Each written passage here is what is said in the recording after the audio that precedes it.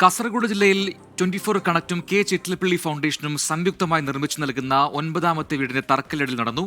കുറ്റിക്കോൽ പഞ്ചായത്തിലെ ധർമാവതി ബാലചന്ദ്ര ദമ്പതികൾക്കാണ് വീട് ലഭിച്ചത്.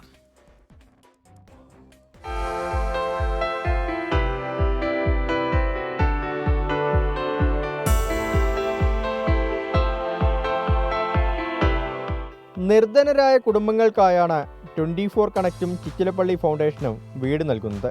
കാസർഗോഡ് ജില്ലയിൽ ഇതുവരെ 8 വീടുകൾക്ക് തറക്കല്ലിട്ടു. കുറ്റിക്കോൽ പഞ്ചായത്തിലെ ധർമാവതി ബാലചന്ദ്ര ദമ്പതികൾക്കാണ് ഇത്തവണ വീട് നൽകിയത്.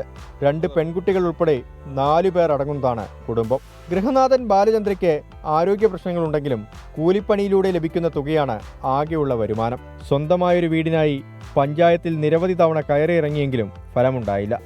വീട് കുറേ വീട് കെട്ടണമെന്ന് ഭയങ്കര ഇതുണ്ടായി.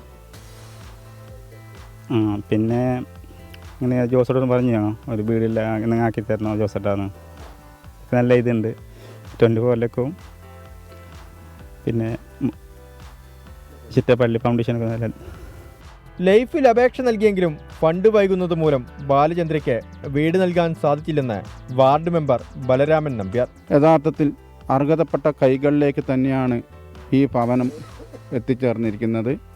ഇതിനുവേണ്ടി പ്രവർത്തിച്ച ചിറ്റിലപ്പള്ളി ഫൗണ്ടേഷനും 24 കണക്റ്റിനും കുറ്റിക്കോൽ ഗ്രാമപഞ്ചായത്തിൻ്റെ പേരിലുള്ള നന്ദിയും കടപ്പാടും രേഖപ്പെടുത്തുന്നു. അടുത്ത മഴക്കാലത്തിന് മുൻപെങ്കിലും ബാലചന്ദ്രയ്ക്കും കുടുംബത്തിനും അടച്ചുറപ്പുള്ള വീട് നൽകണമെന്ന് ആഗ്രഹമുണ്ടായിരുന്നെന്ന് കുറ്റിക്കോൽ ഗ്രാമപഞ്ചായത്ത് അംഗം ജോസ് പാറത്തട്ടേൽ. ഇവരെ സംബന്ധിച്ചിടത്തോളം ഒരു വീട് അവരുടെ ഒരു സ്വപ്നമായിരുന്നു.